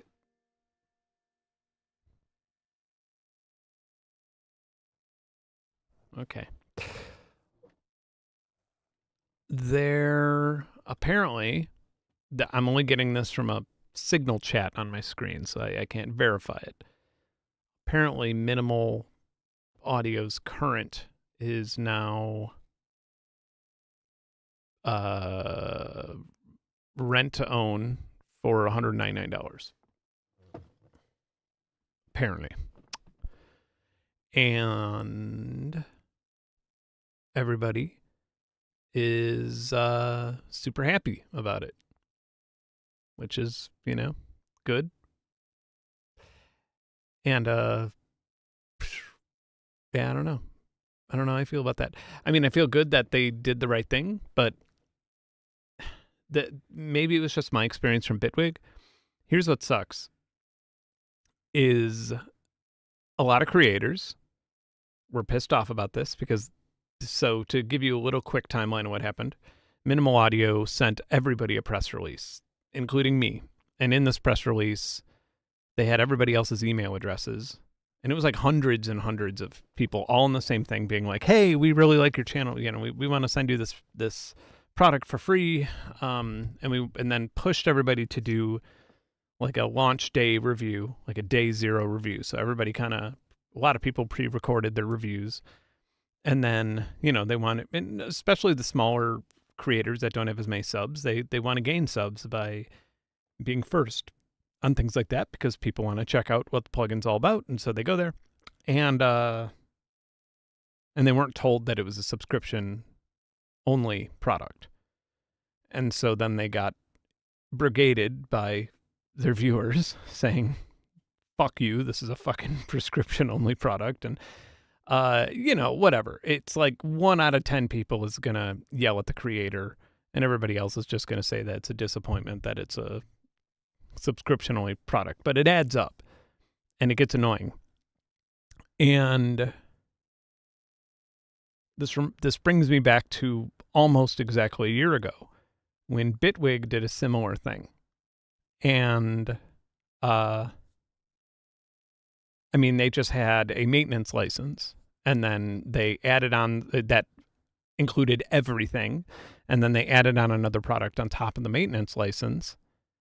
And it wasn't like a launch day thing. I actually don't think what Bitwig did was nearly as bad, but everybody was really pissed off about it because they were like, why are we paying a maintenance license for everything if we have to pay for something else now? This is bullshit.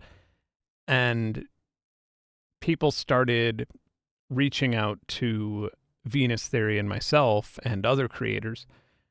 Just I don't know the other ones personally well enough to hear their complaints about it at the time. And they started reaching out to us and being like, do something, make this, you know, and we're like, well, let's wait. And so we did a stream, Cameron and I, where we just kind of laughed about it and said, you know, let's just wait and see what happens. Hopefully they fix it. If not, then fuck, then don't buy this, you know, then don't renew your license. We you know, what are you going to do? And then people got more angry and people felt insulted and they were belittled by us and blah, blah, blah. And Monday came around after like 3 to 4 days of utter silence of them not communicating with their customers. And Monday came around, and I said, okay, fuck it. I'm not doing any more Bitwig content. Like, you know, I was just done. Cameron was done. We were very annoyed by the whole thing just because we were at that point we were the only people communicating with Bitwig users while the company wasn't. And then they finally, it turns out they had initially decided that they were going to make it for free, but they didn't bother telling us. They didn't bother communicating with any of the creators that use their products or use their affiliate program. And then on the other end of that, everybody said, hooray, thank you so much, Bitwig. This is a win for all of us. Big W. And then 1 out of 10 yelled at us for being too harsh on the company. And been like, well, are you going to use it in your streams again? And it was like, no. Like, we burned that bridge. There's more to this, but moral of the story is that I don't think that, it's not that I think these companies are evil and greedy. I mean, they may be, who knows? But it's not that I think that's the case. I think that the case is that they're just looking at this from a very limited scope in terms of like the creators that they're working with. And when you email hundreds of creators, and they're all, and not all, I mean, a small percentage of them are making content for your plugin, and you're not transparent with them about what you're doing, then they are ambassadors for your company at that moment, and they're going to be taking the brunt of it. And so the situations are a little bit different, but like, to me, it was not like a hooray, thank you, Bitwig. Thank you for doing right by us. It was more like you tried to rip us off and you got burned in the process, and then you did what you promised to do. Not the best thing in the world, but okay, let's hope it gets better.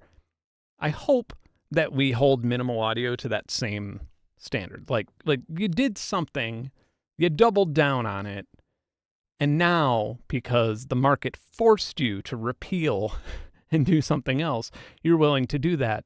Nobody won in that situation. Now you're just releasing it under the exact circumstances and expectations that we all had in the first place. So let's just taper our congratulatory feeling on that, because, you know, it's still ugly. And I hope that both Bitwig is awesome. Bitwig's a cool DAW.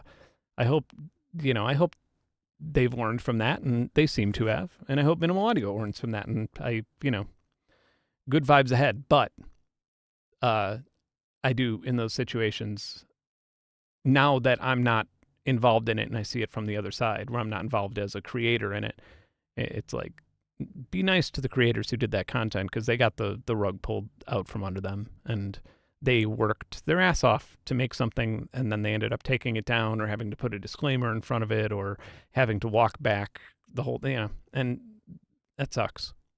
Anyway.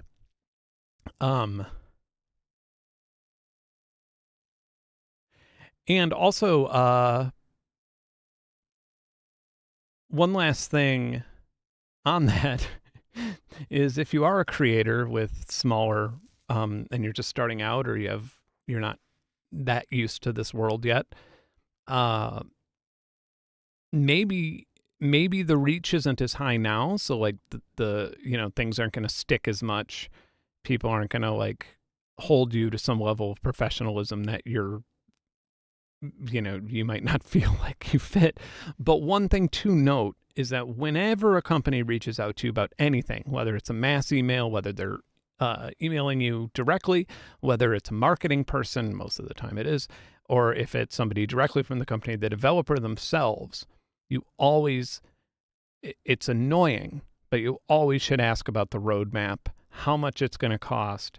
Do they have any plans on making a sale right after the launch? Do they have any plans on upping the price right after? Think about all those things, because if you make a video about something, whether or not you give it a good review in one way or another, you are contributing to the advertising for it, and you are being somewhat of an ambassador to that product. And so you always will hear the feedback based on what the company does. Unless it's Behringer, then everybody will just go to bat to them because the world's fucking upside down. But not everybody, but they will. Some special companies and products have brigaders that will just come out and, yeah, but it's very odd. All right. On that note,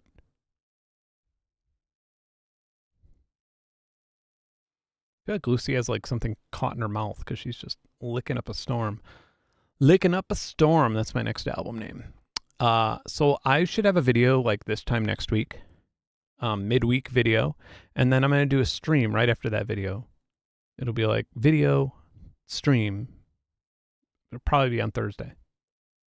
But yeah. Yes, video game. Well, one thing I said about the minimal audio thing was like they should just get a No Man's Sky poster and like put it in the office for inspiration. Like just like, nope, the next 8 years or however long, the next 5 years, you're going to have to earn everybody's trust back. But if you do, and if you do it right, and if you don't get greedy, you're going to make one of the best products in the world as a result, which is what, No Man's Sky is one of the best games in the world. It's an incredible undertaking that has panned out 10 times more than promised because of a very similar situation, a launch disaster that rather than giving up and running away with everybody's money or, giving up and trying some other game, they actually got their shovels out and rolled up their sleeves and made it work. And I'm sure they're all very rich now because of it, and they deserve it. They deserve every cent. That team is insane. But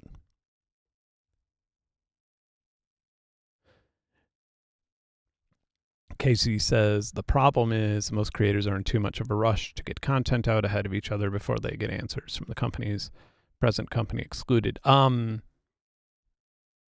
Yeah, that's true. And there is a pretty big hustle. For example, it's like this thing. Had this a month ago. Could have done the launch on this. Could have been one of the first YouTubers to have it out, but I don't use Ableton enough to test it. I don't know enough about it. I mentioned it to Mr. Bill and some other Ableton users, but they're on tour. They couldn't really do anything with it. So in the future, maybe, but if I only had 10,000 subs, I would have figured out a way to get that on launch day to get into everybody's suggestions. That's just how it is. It sucks. It's starting to feel like when somebody asks me how to make a living as a professional musician and I don't really have an answer for them, I'm just like, yeah, it sucks. Hope you figure it out.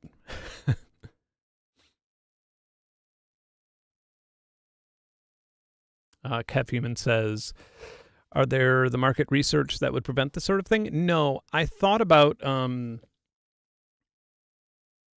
no, there's not right now. It's all garbage. Any sort of influencer marketing 101 type thing is very unrealistic and very bad. And it tells you to do the things that I immediately tell a company to fuck off for, right? It'll tell you to hire a professional, and a professional is like a 23-year-old who does not give a shit about, and no, I'm not, this isn't ageism. When I was 23, that they'll hire 23-year-olds at marketing firms that are usually interns. They're not even being paid. They just got out of college. And I meet them. This is what it is. And they don't, if I ask oh, does it have MPE support? They will look on their press thing, and if they don't see it, then they'll be like, nope. And who knows, it might be on the roadmap. It's very bad. And the worst side of it that fortunately has not completely hit in this tight of a demographic yet, but the more or less, I'm constantly, I did a video on this, and I'm more or less offered all the time partnerships that end up being somebody wanting me to do an ad read for 60 to 90 seconds. And it's somebody in a developing country typically. They usually use a different name or something. And a lot of times I'll get emailed by like 5 of them for the same campaign. And they always want to have a Zoom meeting or something. And what their job is so they just look at affiliate payouts, and whoever's paying out the most, then they will front the money. And they'll just run it through an algorithm, and they'll front the money. And it's the people actually running the companies are in America or Israel typically.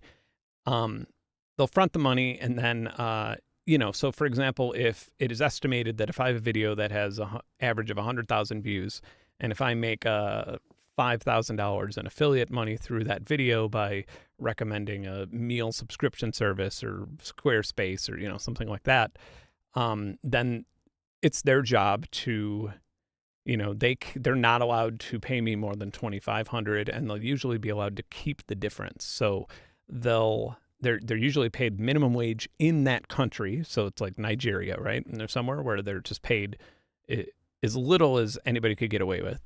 And then they get a small commission on how much they save under the minimum, if that makes sense. So they'll try to get me to do an ad read for $500, knowing that they could go up to $2,500. And the whole thing's gross, and I don't respond to them ever. So yeah, but every YouTuber, I would say, with over 100,000 subs deals with that shit. It's utterly miserable, and it's exploitive in every way.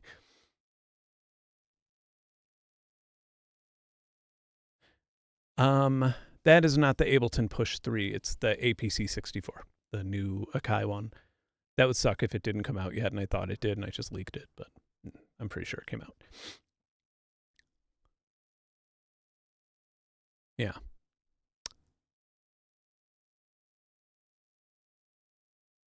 Well, anyway.